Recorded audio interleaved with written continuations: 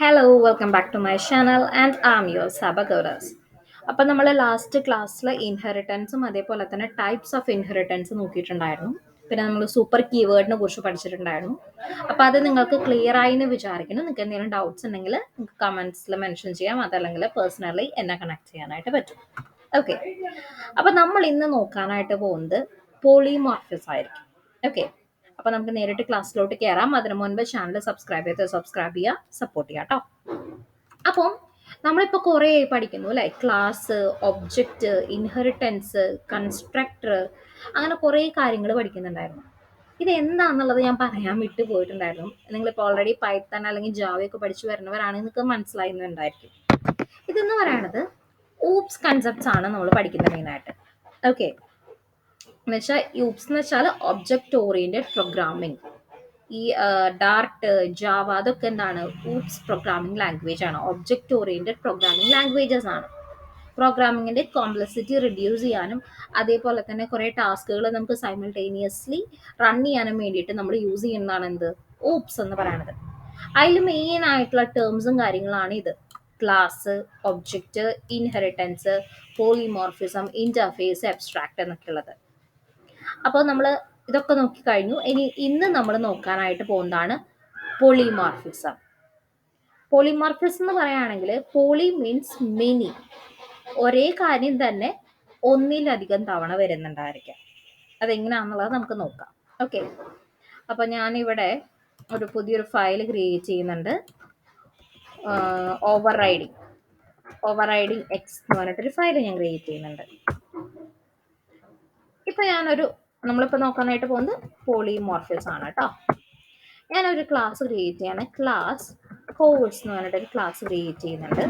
ഇതാണ് നമ്മുടെ parent class. അതിനുള്ളിൽ ഞാനൊരു ഫംഗ്ഷൻ ക്രിയേറ്റ് ചെയ്യുന്നുണ്ട്. ഡാർട്ട് എന്ന് പറഞ്ഞിട്ടൊരു ഫംഗ്ഷൻ ക്രിയേറ്റ് ചെയ്യുന്നുണ്ട്.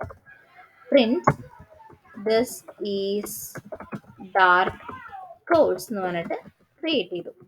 ഓക്കെ, ഇതേപോലെ തന്നെ ഞാനൊരു ചൈൽഡ് ക്ലാസ്സും ക്രിയേറ്റ് ചെയ്യുന്നുണ്ട്. ക്ലാസ് ട്രെയിനിങ് എക്സ്റ്റൻസ് കോഴ്സ് അല്ലെ. ഇനി ഇപ്പൊ പാരന്റ് ക്ലാസ്സിലുള്ള ഫംഗ്ഷന്റെ പേരാണ് എന്ത്? ഡാർട്ട് എന്ന് പറയണത് അല്ലേ. ഇതേ സെയിം ഫംഗ്ഷൻ നമ്മൾ എന്ത് ചെയ്യുന്നു? ചൈൽഡ് ക്ലാസ്സിലും കൂടി എഴുതണം. അതിനെ പറയുന്ന പേരാണ് പോളിമോർഫിസം. ഓക്കെ, അപ്പോൾ ഇപ്പൊ ഞാൻ ഇതേ സെയിം ഫംഗ്ഷൻ ചൈൽഡ് ക്ലാസ്സിൽ എഴുതുമ്പോൾ അത് എന്തായിട്ട് തീരും? ഓവർ റൈഡ് ചെയ്ത് പോകുന്നുണ്ടായിരിക്കും. ഒരു എക്സാമ്പിൾ ഞാൻ കാണിച്ചു തരാം. ഞാനിവിടെ ഡാർട്ട് എന്ന് ടൈപ്പ് ചെയ്യുമ്പോൾ ഓട്ടോമാറ്റിക്കലി ഇവിടെ വരുന്ന കണ്ടോ? ഞാനിത് സെലക്ട് ചെയ്ത് എൻ്റർ അടിക്കുകയാണെങ്കിൽ ഇവിടെ കാണാൻ പറ്റുന്നുണ്ട് ഓവർ റൈഡ് എന്ന് പറഞ്ഞത്. ഓക്കെ, അപ്പൊ പാരന്റ് ക്ലാസ്സിന്റെ ഫംഗ്ഷൻ നമ്മൾ ചൈൽഡ് ക്ലാസ്സിൽ സെയിം ഫംഗ്ഷൻ തന്നെ എഴുതണം. ഇപ്പൊ ഇവിടെ നമ്മൾ എന്തെങ്കിലും പാരാമീറ്റർ പാസ് ചെയ്യുന്നുണ്ടെങ്കിൽ ഇതേ സെയിം ടൈപ്പുള്ള പാരാമീറ്റർ നമ്മൾ ഇവിടെയും പാസ് ചെയ്യണം. ഓക്കെ, അല്ലെങ്കിൽ അവിടെ എറർ വരുന്നുണ്ടായിരിക്കും. കണ്ടോ? ഓക്കെ, അപ്പോൾ പാരന്റ് ക്ലാസ്സിലെ ഫങ്ഷൻസ് അതേപോലെ തന്നെ നമ്മൾ എന്ത് ചെയ്യുന്നു? ചൈൽഡ് ക്ലാസ്സിൽ എഴുതുന്നതിന് പറയുന്ന പേരാണ് മെത്തേഡ് ഓവർ റൈഡിങ്.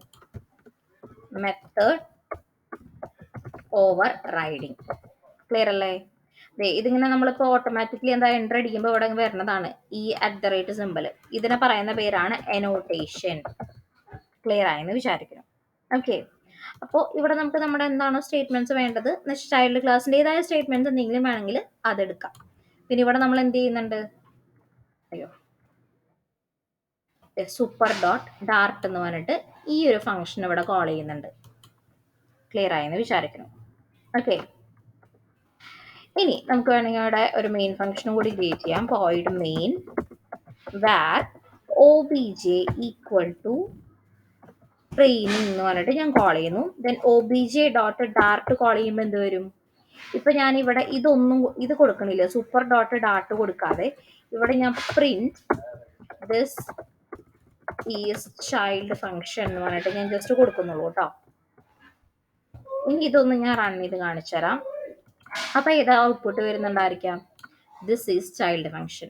ഇത് വന്നില്ല. ഓക്കെ, പകരം ഞാനിവിടെ എന്ത് ചെയ്യുന്നു? ഈ ഒരു സൂപ്പർ ഡോട്ട് ഡാർട്ടും കൂടി കൊടുക്കുകയാണെങ്കിൽ എന്ത് വരും?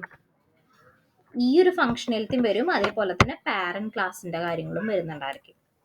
ക്ലിയർ ആയെന്ന് വിചാരിക്കുന്നു. ഓക്കെ, ഞാൻ അങ്ങനെയാണെങ്കിൽ വേറൊരു എക്സാമ്പിൾ കൂടി കാണിച്ചു തരാം. ഓവർ റൈഡിങ് x2 എന്ന് നോക്കണം. ആഡ് കൊടുത്തിട്ടുണ്ട്. ഇതൊക്കെ ഗിറ്റിൽ ഞാൻ പുഷ് ചെയ്യുന്നുണ്ടായിരിക്കും, നിങ്ങൾക്ക് അത് കിട്ടും കേട്ടോ, ആക്സസ് ചെയ്യാനായിട്ട് പറ്റും. അപ്പോൾ ക്ലാസ് എ എന്ന് പറഞ്ഞിട്ട് ഞാനൊരു ക്ലാസ് ക്രിയേറ്റ് ചെയ്യണു.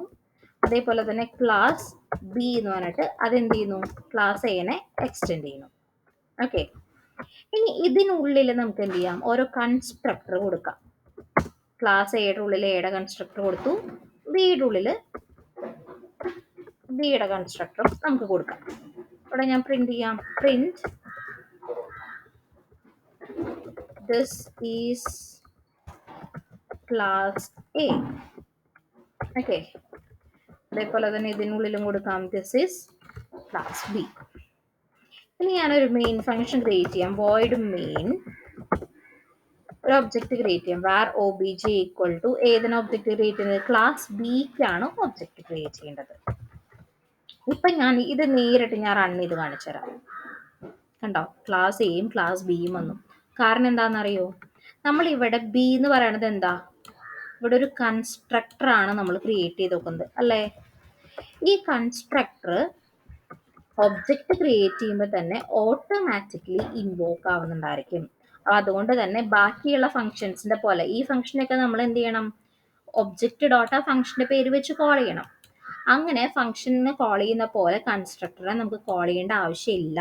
പകരം എന്താണ്, ഒബ്ജക്റ്റ് ക്രിയേറ്റ് ചെയ്യുമ്പോൾ തന്നെ ഓട്ടോമാറ്റിക്കലി എന്തായിട്ടുണ്ടായിരിക്കും, ഈ കൺസ്ട്രക്ടർ അവിടെ ഇൻവോക്ക് ആയിട്ടുണ്ടായിരിക്കും.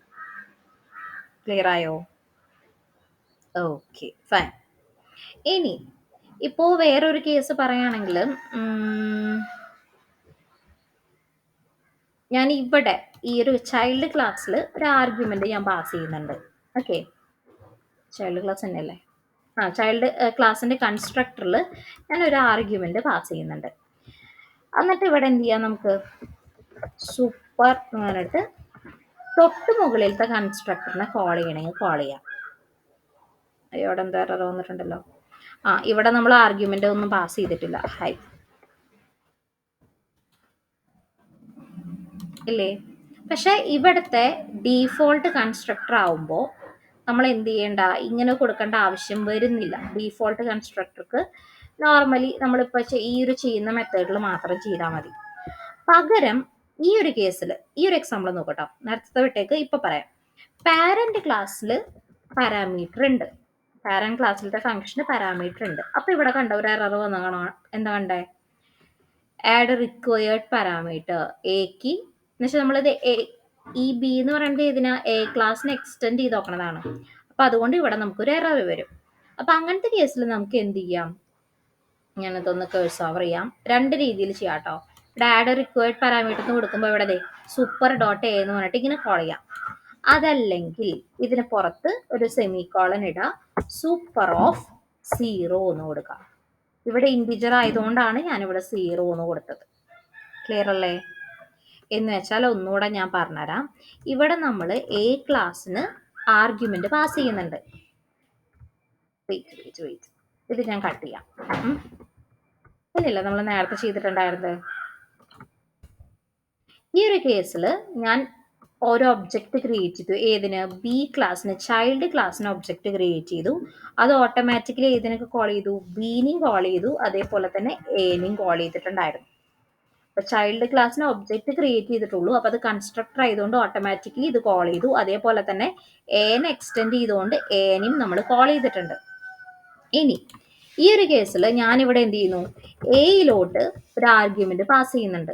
അപ്പൊ ഈ ആർഗ്യുമെന്റിലോട്ട് വാല്യൂ വരണ്ടേ, ഈ വാല്യൂ ഏതിൽ കൂടെ പാസ് ചെയ്യുക, അത് പാസ് ചെയ്യണത് നമ്മൾ ഇതിലൂടെയാണ്. കാരണം നമ്മൾ ഇവിടെ ഒബ്ജക്റ്റ് വെച്ചിട്ടൊന്നും കോൾ ചെയ്യുന്നില്ല, കാരണം അത് കൺസ്ട്രക്ടർ ആണ്. അപ്പൊ എന്ത് ചെയ്യാം, ഇവിടെ നമുക്ക് കോളൻ സൂപ്പർ ഓഫ് ഇൻറ്റിജർ ആയതുകൊണ്ട് 0 എന്ന് കൊടുക്കാം. ഞാൻ റൺ ചെയ്യാം. അപ്പൊ ഇവിടെ എറർ ഇല്ല. ഞാൻ ഇവിടെ വേണമെങ്കിൽ ഒരു മിനിറ്റ്, പ്രിന്റ് എ പ്രിന്റ് ചെയ്യിക്കുന്നുണ്ട് കേട്ടോ. അപ്പൊ ഇതാ 0 ഇവിടെ പാസ്സായി. ഞാനിതിപ്പോ 1 എന്ന് കൊടുത്താലോ, 1 അവിടെ പ്രിന്റ് ആവും. ക്ലിയർ ആയോ? ഇതല്ലെങ്കിൽ നമുക്ക് എന്ത് ചെയ്യാം, ഞാനത് കട്ട് ചെയ്യണു. ഈ എററിൽ തന്നെ കേഴ്സ് ഓവർ ചെയ്ത് ആഡ് റിക്വയർഡ് പാരാമീറ്ററിന് കൊടുത്താൽ മതി. റൺ ചെയ്യാം. ഇതിലൂടെ നമുക്ക് വാല്യൂ പാസ് ചെയ്യേണ്ടതായിട്ട് വരും. 1 വന്നില്ലേ? അപ്പൊ ഇതിന്ന് പാസ് ചെയ്യുമ്പോൾ അത് ഇവിടേക്ക് വരുന്നുണ്ടാവും. ഇതിന്ന് ഇങ്ങോട്ട് പോവും, ഇവിടേക്ക് വന്ന് ഇവിടെ പ്രിന്റ് ചെയ്യും. ക്ലിയർ ആയെന്ന് വിചാരിക്കാം. ഇനി ഈ ഒരു കേസിൽ ഞാനിപ്പോ ഇവിടെ എന്ത് ചെയ്യുന്നു, ഒന്നിങ്ങനെ സൂപ്പർ ഡോട്ട് എന്ന് കോൾ ചെയ്യാം കേട്ടോ. അതൊരു മെത്തേഡ്. അതും കുറച്ചും കൂടി എനിക്ക് ഈസി. അതല്ലെങ്കിൽ ഇപ്പൊ ഇവിടെ ഞാൻ എന്ത് ചെയ്യുന്നു, ഇപ്പൊ എന്താ പറയാ, പാരന്റ് ക്ലാസ്സിൽ ഡീഫോൾട്ട് കൺസ്ട്രക്ടർ തന്നെയാണ്, ഇങ്ങനെയാണുള്ളത് നമ്മൾ നേരത്തെ ചെയ്ത മെത്തേഡ്. പക്ഷെ ഇവിടെ ചൈൽഡ് ക്ലാസ്സിലാണ് ആർഗ്യുമെന്റ് ഉള്ളത്. ഓക്കെ, ഇത് ഞാൻ കമന്റ് ചെയ്യട്ടെ കേട്ടോ. ചൈൽഡ് ക്ലാസ്സിലാണ് ആർഗ്യുമെന്റ് ഉള്ളത്. ഈ കേസിൽ എന്ത് ചെയ്യാം, നമുക്ക് കോളൻ സൂപ്പർ എന്നുള്ള ഫംഗ്ഷനെ മാത്രം കോൾ ചെയ്താൽ മതി. ദെൻ ഇവിടെ നമ്മൾ എന്ത് ചെയ്യുന്നു, ആ ഒരു ആർഗ്യുമെന്റ് പാസ് ചെയ്യുന്നു. ക്ലിയർ ആയോ? ഓക്കെ. ഇനി പക്ഷെ ഈ ഒരു കേസിൽ നമുക്ക് അങ്ങനെ ആവശ്യം വരുന്നുണ്ടാവില്ല. ഇനി നമ്മളിപ്പോ പാരന്റ് ക്ലാസ്സിന്റെ പറഞ്ഞു. Okay fine. ഈ പാരന്റ് ക്ലാസ്സിലും ഒരെണ്ണമുണ്ട്, സ്ട്രിങ് എ എന്ന് പറഞ്ഞിട്ടുണ്ട്. അപ്പൊ ആ കേസിൽ എന്ത് ചെയ്യണം, ഇവിടെ നമുക്ക് വാല്യൂ പാസ് ചെയ്യണം പാരന്റ് ക്ലാസ്സിലോട്ട്. പാരന്റ്